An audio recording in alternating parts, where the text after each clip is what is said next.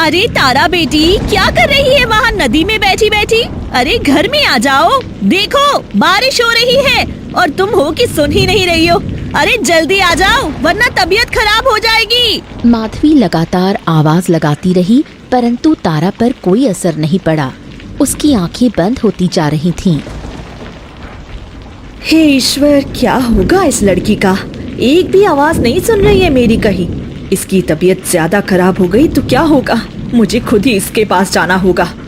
इतना कहकर माधवी बारिश में भीगती हुई भागकर नदी के किनारे तारा के पास पहुंच गई। यहाँ क्या कर रही हो तारा? चलो घर चलते हैं, देखो कैसी बारिश हो रही है। चलो अंदर चलो। लेकिन तारा कुछ नहीं बोलती और उसी हालत में बैठी रहती है जैसे उसके कानों में आवाज ही ना आ रही हो। अरे क्या हो गया है तुम्हें? कुछ बोल क्यों नहीं रही हो? तारा ठीक तो हो ना? उठो तारा, उठो। माधवी कई बार तारा को उठाने की कोशिश करती है परंतु तारा जरा भी हिलती नहीं। घबराकर माधवी झोपड़ी के अंदर आ गई। अरे जी उठिए, देखिए तारा को क्या हो गया है। वे नदी के तट पर बैठी है, बारिश भी हो रही है। मैं कब से बुला रही हूँ उसे, लेकिन वह ना बोल रही है ना हिल रही है। ऐसा लग रहा है जैसे वह सुनते हुए भी सुन नहीं रही। हरी का चेहरा डर से पीला पड़ गया। हाँ, नहीं नहीं नहीं नहीं नहीं नहीं, ऐसा नहीं हो सकता, ऐसा नहीं हो सकता।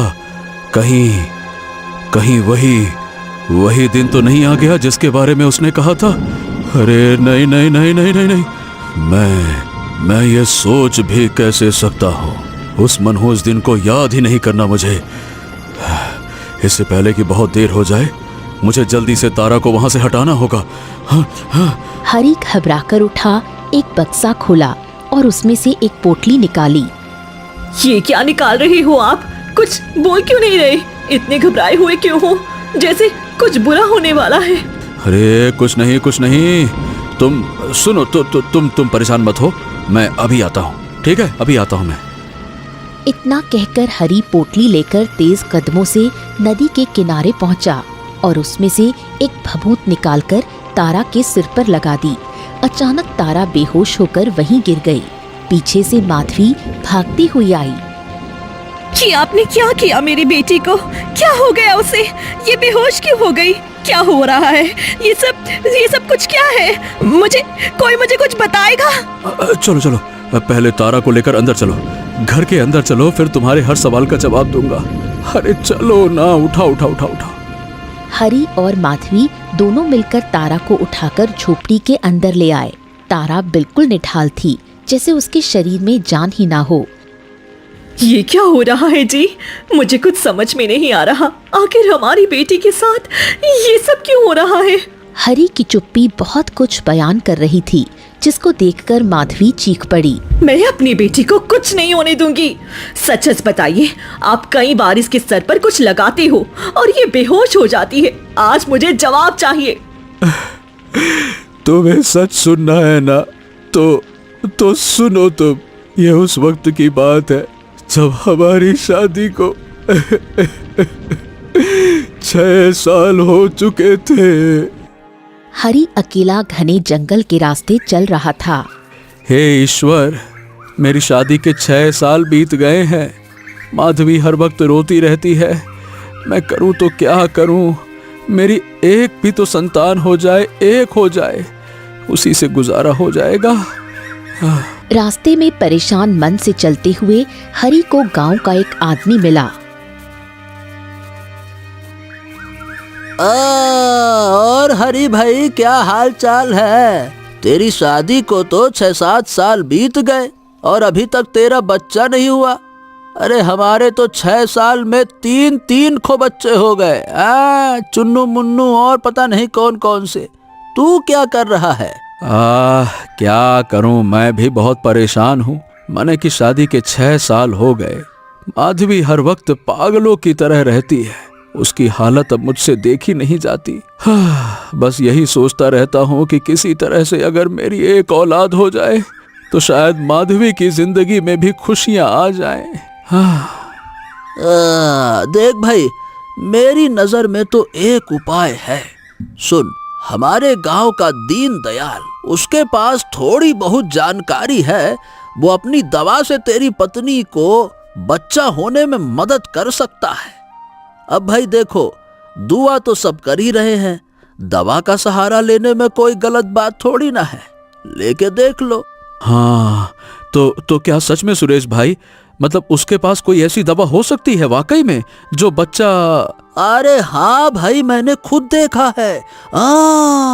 अरे मैंने तो देखा है कि उसने कई औरतों को माँ बनने का सुख दिया है। देख हरी, मैं तो कहता हूँ कि तू भी जाकर देख, शायद तेरी पत्नी भी उसकी दुआ या दवा जिससे भी है माँ तो बने। माँ बनना जरूरी है। हाँ ठीक है, ठीक है, ठीक है, आपका बहुत बहुत धन्यवाद भाई जी। मैं आज ही जाकर देखता हूँ, शायद दीनदयाल मेरा भी दुख दूर कर दे। ठीक है। इतना कहकर हरी और ज्यादा उम्मीद लेकर वहां से निकल पड़ा और दीनदयाल के घर पहुंचा। दीनदयाल अपने घर में किसी अनजान को देखता है तो उसे घूरने लगता है। देखिए देखिए, माफ करना, मैंने आपके बारे में सुरेश जी से सुना था।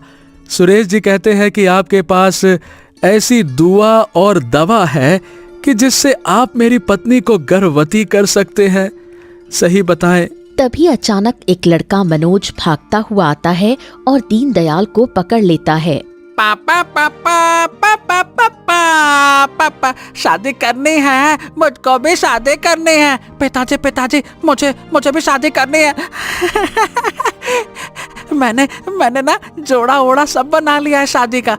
मेरी शादी कब है पिताजी? मेरी शादी कब है? कब बारात लेके चल रहा है? मुझे शादी करनी है, मेरी भी शादी होगी, पता है? ओ चाचा, मेरी भी शादी होगी। शादी शादी शादी, मेरी शादी शादी, मेरी शादी शादी। अरे अरे, अच्छा बेटा, बस, ठीक है, तुम्हारी भी शादी करेंगे। बस बस, अभी अंदर जाओ। नहीं, मैं अंदर नहीं जाऊंगा। आप कब से कह रहे हो, लेकिन मेरी शादी नहीं करवाते हो। मुझे आज ही शादी करनी है। हाँ, मेरा मन है शादी करने का। अभी शादी करनी है, मुझे शादी करनी है। अरे बस, ठीक है, जा तो जल्दी से जा, तेरे लिए मैं दुल्हन लेकर आऊंगा, पर उससे पहले मैं तेरे लिए मछली लेकर आऊंगा। कल तूने तालाब में मछली देखी थी ना, जिद कर रहा था लेने की। देख, वो पानी देख, उसमें मछली है, जा और उनके साथ खेल ले। जा बेटा। हाँ, सच्ची पिताजी, मेरे लिए मछली लाए हो? वही मछली लाए हो, है ना? जो मैंने कल तालाब में देखी थी, वही मछली है ना? अरे हाँ, वही मछली है जो तुमने देखी थी। जाओ देखो। मछली जल की रानी है, मुझको उसको खानी है। मछली जल की रानी है, मेरे साथ खेलना है। मछली जल की रानी है, मनोज पास में रखे पानी में मछली देखता है और मछली देखते ही गुस्से से चीखता है। पिताजी, क्या है ये? क्या लेके आए हो ये? क्या ये? नहीं तो दिमाग खराब कर दिया मेरा। अरे ये वो मछली नहीं है, ये सुनहरी मछली है। वो तो काली रंग की मछली थी। हाँ, नहीं तो मुझे नहीं पता। मुझे वही वाली मछली चाहिए। मुझे वही वाली मछली चाहिए। ओ चाचा, मुझे वही वाली मछली चाहिए। हाँ, वो वाली मछली। हाँ, ओ मछली। दीनदयाल अपना सर पकड़ लेता है। मनोज मछली को देखता रहता है, फिर एक चादर उठाता है और मछली को पानी से निकालकर उनको चादर में छुपा देता है। प्यारे मछली, दिन भर पानी में रहोगी तो ठंड लग जाएगी ना, है ना? चलो, थोड़ी देर गर्म चादर में रहो तो आराम मिलेगा। हाँ, चादर में गर्मी लगती है, मुझे तो पता है, रजाई में बहुत गर्मी लगती है। दीनदयाल का ध्यान मनोज की तरफ नहीं था, वो अपने काम में उलझा हुआ था। धीरे धीरे मछली तड़पने लगी और जैसे ही हरी ने ये सब देखा तो हैरान होकर मनोज को देखने लगा। मनोज पागलों की तरह हंसता हुआ वहां से चला गया। ये कौन था? कुछ अजीब सा लग रहा था। सच कहूं तो पहले देखकर उसे डर लग गया था, फिर खुद को जैसे तैसे संभाल लिया। अब क्या कहें, कौन है कौन नहीं है। ये हमारे साहबजादे हैं। माने कि हमारे बेटे, इनके दिमागी हालत ठीक नहीं है। बस हर वक्त शादी करने की जिद करता रहता है। जो काम नहीं करने चाहिए वही ज्यादा करता है। खैर, उससे डरने की जरूरत नहीं है, वो किसी को नुकसान नहीं पहुंचाता। उसके सर पे जुनून सवार है। वो हर हाल में, हर बात में उसको अपनी जिद पूरी करनी होती है। अब मैं बाप भी हूं तो अपने बेटे की जिद पूरी करने की कोशिश करता हूं। क्या करूं? अपनी बात बोलते बोलते ही दीनदयाल गहरी सोच में गुम हो गया। फिर एक रहस्यमय मुस्कुराहट लबों पे लाकर बोला, वैसे एक बात कहूं, तुम वैसे बिल्कुल सही जगह पे आए हो। मैं तुम्हारी मदद कर सकता हूं, परंतु मेरी एक शर्त है। कैसी शर्त? तुम्हारी संतान तो हो जाएगी, मैं जबान देता हूं इस बात की, हो जाएगी। और आज तक मैंने कभी झूठ नहीं बोला, ये मेरा इतिहास रहा है। और तुम्हारे यहाँ एक बेटी जन्म लेगी। क्या सच में? आप सच कह रहे हो? आपको पूरा यकीन है ना कि मेरे यहाँ भी संतान का जन्म होगा? हाँ, बिल्कुल। यदि तुम्हें संतान चाहिए तो तुम्हें मुझसे वादा करना होगा। कि अपनी बेटी की शादी मेरे बेटे मनोज से करवाओगे। बोलो। क्या? आप ये कैसी बातें कर रहे हैं? आपका बेटा लगभग 17 साल का है और बिल्कुल आप ही ने कहा है कि पागल है। मैं तो खुद ही देख के उसको घबरा गया कि ये कौन सी बला है, और ऐसी बला के सर पे हम अपनी बेटी को बांध दे। नहीं, ऐसा कैसे हो सकता है? क्या बात करते हैं आप? सोच लो, अगर तुम्हारी बेटी होगी तो उसकी शादी मेरे बेटे से ही होगी, नहीं तो लौट जाओ। हमने कोई जबरदस्ती तो की नहीं है कि हमारे यहाँ आओ, अभी के अभी हमारे घर से चले जाओ। क्या मतलब? आप बिना सर पैर की बात कर रहे हैं क्या? अरे महाराज, मेरी बेटी तो अभी पैदा भी नहीं हुई है, और जब वो शादी के योग्य होगी तब तक तो आपका बेटा बूढ़ा हो जाएगा। और सिर्फ बूढ़ा ही नहीं, उसका दिमागी संतुलन भी और खराब हो चुका होगा। क्या बात करते हैं आप? मैंने क्या बात करने के लिए बात नहीं कही है। जो कही है वही सत्य है। अगर ये मंजूर है तो हाँ कहो, नहीं तो यहाँ से वो रहा दरवाजा, चले जाओ। हरी अंदर ही अंदर टूट जाता है। एक काम करता हूँ, वैसे भी 20 साल बाद ये आदमी या तो मर जाएगा या फिर मैं अपनी बेटी और अपने पूरे परिवार को लेकर गांव छोड़ दूंगा, तो ये हमें ढूंढ ही नहीं पाएगा। हाँ, ये सही जुगाड़ है। अभी के लिए हाँ कर देता हूं। पहले एक बच्चे का सुख तो मिले, और शायद ये पहली और आखिरी उम्मीद है। मैं शर्त तो आपकी बड़ी विचित्र है, लेकिन ठीक है। मुझे बेटा हो या बेटी, बस औलाद चाहिए। अगर मेरी बेटी हुई तो मैं उसकी शादी आपके बेटे से पक्की कर दूंगा। ठीक है? तो ठीक है, रुको। दीनदयाल घर के अंदर जाता है और एक बक्से से तरल पदार्थ निकालकर हरी के हाथ में रख देता है। इसे अपनी पत्नी को पिला देना, तुम्हारी पत्नी जरूर गर्भवती हो जाएगी। हरी वो औषधि लेकर घर आता है। उसकी पत्नी उदास बैठी होती है। अरे ओ भाग्यवान! अरे अब सब फिकर छोड़ो, ये देखो मैं क्या लेकर आया हूँ। इसको पीकर तुम गर्भवती हो जाओगी। दुख भरे दिन बीते रे भैया, अब हमारे सुख भरे दिन आएंगे। बच्चा होगा, बच्चा। हरी वो औषधि माधवी को पिला देता है। कुछ समय बीतता है और माधवी एक सुंदर सी बेटी को जन्म देती है। ये मंजर देखकर हरी के पैरों तले जमीन खिसक जाती है।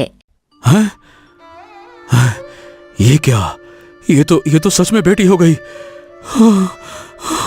अब मुझे अपनी बेटी को लेकर यहाँ से बहुत दूर जाना होगा। अगर ये बात फैल गई तो मेरी बेटी की शादी उस पागल से करवा दी जाएगी। नहीं, मैं इसे लेकर बहुत दूर चला जाऊंगा। उसका साया तक मेरी बेटी को छू नहीं पाएगा। अगले ही दिन हरी बच्ची और पत्नी को लेकर गांव छोड़ देता है। और उस दिन के बाद मैंने किसी को पता नहीं लगने दिया कि मैं कहाँ रहता हूँ। तुमको पता है, पिछले महीने से जब से तारा 16 साल की हुई है तब से ऐसा उसके साथ तीसरी बार हुआ है। ये खुद ही खुद में खो जाती है। मूर्छित करने के बाद ही उसके प्राण बच पाते हैं। तो क्या इसी वजह से हमारी बेटी के साथ ये सब हो रहा है? आप कुछ करते क्यों नहीं? अरे मैं कई साधुओं और जादूगरों के पास गया, उन्होंने ये औषधि दी है। इससे कुछ देर के लिए तो तारा ठीक हो जाती है, लेकिन पूरी तरह से मुक्त नहीं हो सकती। हे ईश्वर, हमारी फूल सी बच्ची के साथ ये क्या हो गया? अब हम क्या करें? ना चाहते हुए भी हमें उसके पास जाना ही होगा। कहीं न कहीं उसको पता था कि एक दिन उसकी दवा से हमारे यहाँ संतान का जन्म होगा, वो भी बेटी का, और वो संतान पूरी तरह से स्वस्थ नहीं होगी, ये उसको पता था। और उसको स्वस्थ करने के लिए हमें दीन दयाल की जरूरत पड़ेगी।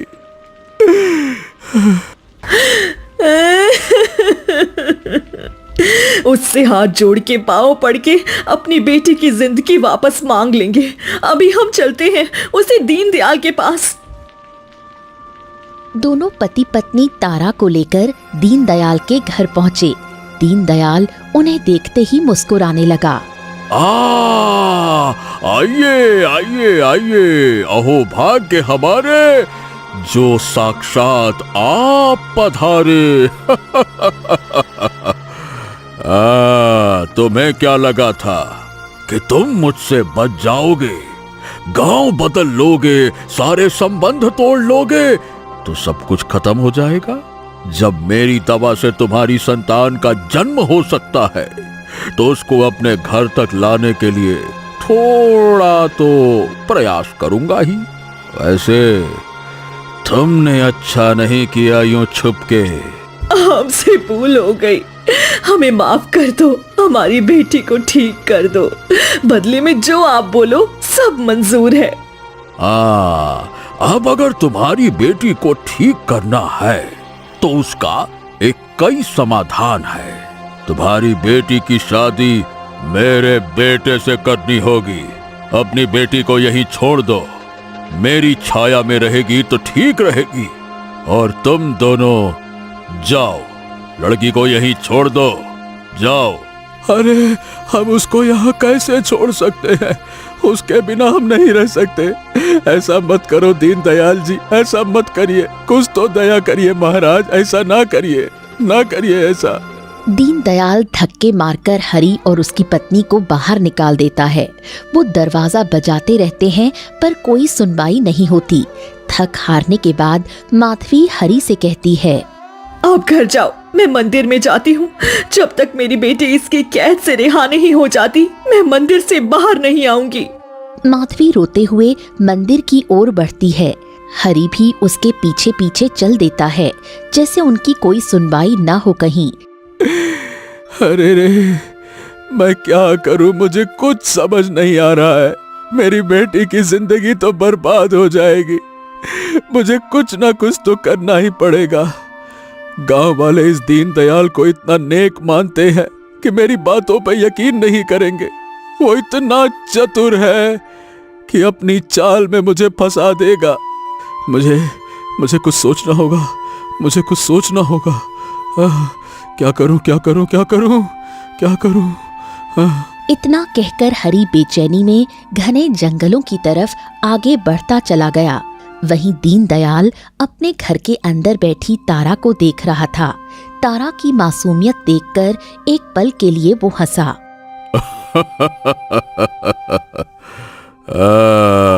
कितना आसान है किसी की जिंदगी बर्बाद करना, और उससे भी ज्यादा मुश्किल है किसी की जिंदगी बचाना। आज तारा की मासूमियत को मैं मनोज से विवाह करके मसल के रख दूंगा। ये बोलते हुए न जाने क्यों उसकी आंखों में खुशी की झलक आंसुओं में बदल गई। एक आंसू उसके गाल से लुढ़क गया। ये देखकर दीनदयाल हैरान हो गया। हैं? हैं? ये क्या? ये इतने सालों बाद मेरे आंखों में आंसू कैसे आ सकते हैं? मैं तो इंसान के नाम पे, इंसानियत के नाम पे धब्बा हूं। नहीं नहीं नहीं नहीं नहीं नहीं। कुछ साल पहले दीनदयाल अपने काम पर गया हुआ था। घर में उसकी पत्नी धरा और 6 साल की बेटी रूपा थी। देखना बेटा, बाहर जाके तेरे पिताजी आ रहे हैं क्या? आज मुझे पेट में बहुत तेज दर्द है। वैद्य के यहाँ जाना था, कुछ धन भी नहीं है घर में। जब तक वो कुछ धन ले नहीं आते तब तक हम वैद्य के पास भी नहीं जा सकते। माँ, वैद्य के यहाँ चलते हैं ना। पिताजी ने कहा था वो पैसे के सिलसिले में ही बाहर जा रही हैं।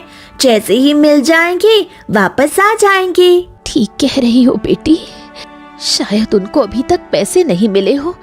अब बस उनके आने की प्रतीक्षा ही कर सकते हैं। तभी द्वार पर किसी की आहट हुई। माँ बेटी ने खुश होकर बाहर झांका। एक उम्मीद की किरण उनकी आंखों में समा गई। दरवाजे पर एक लंबे चौड़े इंसान को देखकर उनकी उम्मीद पे पानी फिर गया। माँ, ये कौन है और पिताजी क्यों नहीं आए? तुम रुको, मैं पूछ कर आती हूँ वो कौन है और क्यों आए हैं। कौन हो आप और क्या चाहिए? धारा की मजबूत आवाज को सुनकर आशीष ने धारा को सर से पैर तक निहारा और भवें चढ़ाकर बोला, मैं इसी गांव का रहने वाला हूँ। सुनने में आया है कि तुम लोग इस गांव में नए नए बसे हो। देखो, मैं तुमसे ये पूछने आया हूँ कि क्या तुमने इस गांव में रहने से पहले मेरी इजाजत ली क्या? हैं? देखिए भाई साहब, ये मेरी सास की पुरानी जमीन थी और कितने ही सालों से ऐसे ही पड़ी थी। हमने सोचा घर बना लेते हैं और बना भी लिया और रहने भी लगे। ये जमीन मेरे पति की माँ की है, तो जाहिर सी बात है इस घर में रहने के लिए हमें किसी से इजाजत नहीं लेनी होगी। आशीष उसकी बात सुनकर थोड़ा सा मुस्कुरा दिया। फिर वो रौबदार आवाज में बोला, पता है, मेरे गांव के आदमियों ने कहा था कि हम जाकर बात करते हैं दीनदयाल और उसकी पत्नी से। परंतु हमने सोचा कि गांव के लोग तुम्हें हमारे बारे में बताएंगे, फिर वो बढ़ा चढ़ाकर बताएंगे तो आप लोग कहीं डर ना जाओ। और देखिए, मैं ठहरा एक सीधा साधा नेक और शरीफ इंसान। तो मैंने सोचा कि जरा प्यार से समझा दो। क्या है ना कि दिल में बैठा खौफ और माथे पे आया पसीना अच्छा नहीं होता। धारा जो सुबह से दर्द दबाए बैठी थी, अब उसका दर्द बढ़ने लगा था, पर उसने हिम्मत नहीं हारी और मजबूत आवाज में बोली, क्या आप इस गांव के जमींदार या मुखिया हैं? हमारे गांव में कोई मुखिया या जमींदार नहीं होता। हमारे गांव में एक कई नाम है जो सबसे बड़ा है, और वो नाम है आशीष। जिस पर हो आशीष का आशीष, उसका जीवन है सफल, और जिस पर नहीं हो उसका हो दिन तक दिन तक दिन। फिर उसने जल्दी से पलटी मारी। अरे घबराने की कोई बात थोड़ी है। मेरी जगह कोई और होता तो इसी तरह आप लोगों को डरा देता। मैंने कहा ना कि मैं एक नेक और अच्छे दिल का इंसान हूँ। किसी पे रौब नहीं दिखाता मैं तो क्या है शरीफ इंसान हूँ मैं। बोलते हुए उसकी आंखों में आग थी। उसकी ऐसी बातें और सख्त चेहरा देखकर धारा 2 कदम पीछे हट गई और अब वो अपना दर्द और आशीष की धमकी और अजीब बातें सह नहीं पाई और मूर्छित होकर गिर गई। इतना भी क्या बोल दिया हमने? अभी तो बातें शुरू भी नहीं की थी, पहले ही समझ गई। उधर छुपकर रूपा अपनी मासूम आंखों से ये सब देख रही थी। अपनी माँ को मूर्छित होते देखा तो दौड़ते हुए आई और बोली, माँ, पिताजी पता नहीं कब आएंगे। आपका दर्द बढ़ गया है ना? पिताजी आ जाओ ना जल्दी। रूपा की बात सुनकर आशीष का माथा ठनका। इसका मतलब ये बीमार थी और मेरी बातों से इसको कोई प्रभाव नहीं पड़ा। पड़ेगा पड़ेगा, बस थोड़ा और सब्र। अभी समय है इसकी मदद करने का, और बाद में मदद के बदले इसको अपने सामने नचाने का। दिन तक दिन। हाँ। आशीष के इशारे पर गांव के एक आदमी ने दवा लाकर धारा को दी। आशीष वहां से निकल गया। कुछ देर बाद दीनदयाल वापस आया और धारा को ठीक देख खुशी से बोला,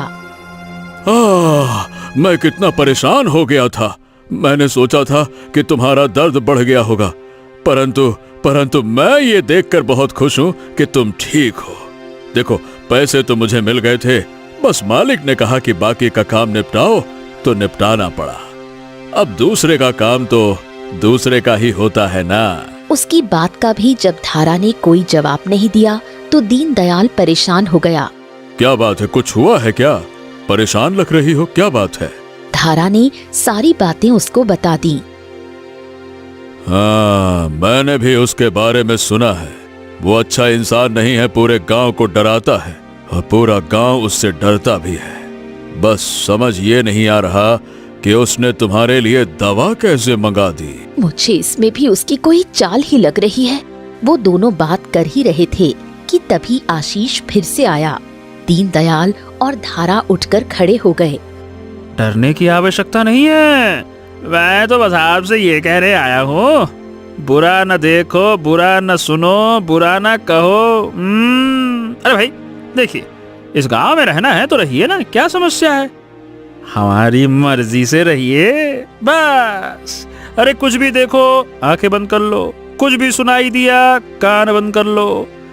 यदि ऐसा नहीं हुआ तो लेने के देने पड़ जाएंगे, कहना कम और समझना ज्यादा। उसने बाहर झांक कर देखा, 2 आदमी अंदर आए। ये धारा है दीनदयाल की पत्नी, मैंने देखा है बहुत समझदार है। आज से जो भी लड़की गुलामी के लिए चुनी जाएगी उसकी देखभाल की तैयारी सब धारा जी करेंगी, है ना धारा जी? आप क्या कह रहे हैं? मैं कुछ समझी नहीं। शुरू में किसी को समझ नहीं आता, अभी नहीं होना, सब समझ जाओगी धीरे धीरे। इसीलिए कह रहे थे, गांव में बसने से पहले हमसे पूछ लेती तो ये चेहरा उतरा नहीं होता। अब बस हम तुमको जो काम दे रहे हैं ढंग से उस काम को करना, नहीं तो दिन तक दिन। घर के अंदर कुछ लड़कियां आईं। उनके चेहरे पर खौफ था, शरीर थर-थर कांप रहा था। कल शाम को इन सबको लेके जंगल के रास्ते से निकल जाना। गांव के बाहर तुमको मेरा एक आदमी मिलेगा, वो बाकी का काम तुमको बता देगा, ठीक है? चलो। आशीष कुछ सुने बिना वहां से निकल गया। धारा और दीनदयाल परेशान हो गए। धारा ने लड़कियों से पूछा, ये सब क्या हो रहा है? कौन हो तुम? इतना डरी हुई क्यों हो? आखिर क्या चाहता है ये आशीष तुमसे? दीदी, ये आदमी हमको गांव के बाहर भेज देगा और हमसे मजदूरी कराएगा। उसका कहना है लड़कियां मर्दों की कमजोरी होती हैं और लड़कियों को कोई काम देने से मना नहीं करता। इसीलिए वो हर साल गांव की कुछ जवान लड़कियां चुनता है और उनको बड़े बड़े घर में काम के लिए भेजता है। हमारे बाप भाई हमसे मजदूरी नहीं कराना चाहती, परंतु ये आशीष जबरदस्ती करता है क्योंकि सब इससे डरते हैं और उस मजदूरी का जो पैसा मिलता है उनमें से वो 2 हिस्से तो अपने पास रख लेता है और 1 हिस्सा हमारे परिवार को दे देता है। ये तो बहुत गलत बात है। लड़कियां गुलाम नहीं हो सकती, और हो भी जाएं, यदि उनके घर वाले माने तो। घर वालों को डरा के आशीष ये काम नहीं कर सकता। इतना बोलकर धारा जख्मी नागिन की तरह घर से निकल गई। रुक जाओ धारा, तुम उनको नहीं समझा सकती हो, तुम जानती नहीं वो क्या चीज है।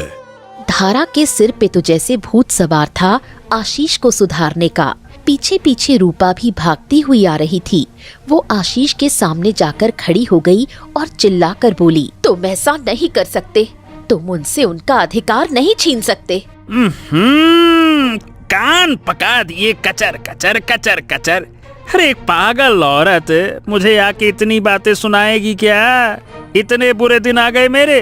मैं राजा से शिकायत करूंगी आपकी। आशीष का खून खौल उठा। राजा की धमकी देगी मुझे? मुझे राजा की धमकी देगी तू? तुझे मेरे सामने किसी को इतना आदर नहीं देना चाहिए था। यहाँ का राजा, यहाँ का भगवान, यहाँ का स्वयंभू, यहाँ का सब कुछ मैं हूँ।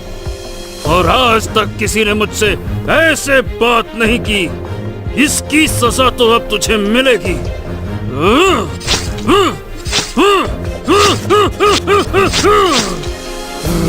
उसने बिना सोचे धारा के पेट में चाकू मार दिया। धारा ने तुरंत ही दम तोड़ दिया। दीनदयाल भी अब तक वहां पहुंच चुका था। वो पथराई आंखों से अपनी पत्नी की लाश देख रहा था। आशीष ने दीनदयाल और रूपा को भी बोरी में बंद करके गांव के बाहर फेंक दिया। किसी ने उसके खिलाफ आवाज नहीं उठाई। ऐसे ही एक रात एक दिन बीत गया। फिर एक बुढ़िया जो उधर से गुजर रही थी, उसने बोरे के अंदर से किसी के करहाने की आवाज सुनी तो उसने बोरा खोला। अरे ये क्या? ये किसने कर दिया? तारा मर चुकी थी। दीनदयाल में जरा बहुत सांस बची थी। बुढ़िया ने दीनदयाल का ख्याल रखा और कुछ ही दिन में वो उठकर खड़ा हो गया। मुझे नहीं पता तुम्हारे साथ क्या हुआ है, परंतु इतना पता है जो भी हुआ वो साधारण नहीं है। अम्मा, मेरी बेटी थी ना, एक छोटी सी प्यारी सी। क्या आपने उसको कहीं देखा है क्या? वो तो मर गई बेटा, छोटी बच्ची थी। दम घुटने से उसकी मौत हो गई। दीनदयाल की दुनिया उजड़ गई थी। पल भर में उसने बुढ़िया से कहा, अरे अम्मा, क्या करूं जी के? मेरा परिवार तो उजड़ चुका है। अब मुझे भी नहीं जीना। तुम्हारे जीने का कोई फायदा तो नहीं। यदि तुम भी ऐसे ही मर गए तो कभी तुम्हारी आत्मा को शांति नहीं मिलेगी। अभी तुमको उसे बर्बाद करना है जिसने पूरे गांव की जिंदगी बर्बाद की है। अरे उससे कोई नहीं टकरा सकता, कोई भी नहीं। उसने न जाने कितनी जिंदगी उजाड़ दी। आज तक कोई उसका कुछ नहीं बिगाड़ पाया। सही कहा तुमने, पर मेरे दिमाग में एक ख्याल है। मैं इस गांव की पुरानी वैद्य हूँ। अपनी दवा से किसी की कोई भी बीमारी ठीक या फिर उसको बीमारी में मुब्तला भी कर सकती हूँ। बस इतना ही कर सकती हूँ। उसने तुम्हारी गोद उजाड़ दी, तुम उसकी उजाड़ दो। मैं समझा नहीं। आशीष के एक ही बेटा है मनोज। उसको तुम किसी तरह यहाँ ले आओ। मैं अपनी जड़ी बूटी से उसका दिमागी संतुलन बिगाड़ सकती हूँ। फिर उसको पता लगेगा जब इंसान बेबस हो जाए संतान के लिए तो कैसा लगता है। दीनदयाल नफरत में इतना जल रहा था कि उसने 7 साल के मासूम बच्चे मनोज को आशीष से दूर कर दिया। वो आशीष जो किसी की बात का जवाब देना भी पसंद नहीं करता था, अब वो इकलौती संतान के खोने से टूट गया था। हाँ, और उसी दिन से मैं उसी आग में जल रहा हूँ। आशीष का बेटा मैंने तो चुरा लिया, उसको पागल भी बना दिया, परंतु आज भी किसी का दर्द देख के सह नहीं पाता। अपनी बेटी रूपा बड़ी याद आती है। इन्हीं नन्हे हाथों में खेलती थी। वो सारा मंजर अभी तक मेरी आंखों के सामने है। तभी बूढ़ी औरत वहां आई। दीनदयाल को ख्यालों में खोया देखा और वो समझ गई। देख बेटा, मैं जानती हूँ तेरे मन में क्या चल रहा है, परंतु जो तूने सहा वो भी कम नहीं था।